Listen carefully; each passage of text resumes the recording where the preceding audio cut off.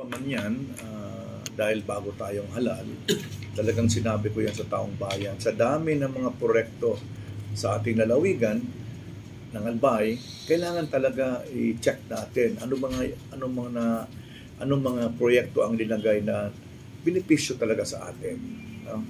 Para ma-check natin kung ito'y na-implement o ito'y naging epektibo sa mga programa, lalo ng flood control. Kaya nagsulat na tayo, then papatawag ako ng meeting after receiving all the projects that is being implemented and to be implemented. No? Kahit yung natapos na, pag-uusapan namin yan, lalo't pat may directive na ang Pangulo. So rest assured po na suportado ng ating pamahalaan ng lalawigan ng Albay ang directive ng ating Pangulo. Ito'y napaka on time to. Talagang sabi nga, because of the many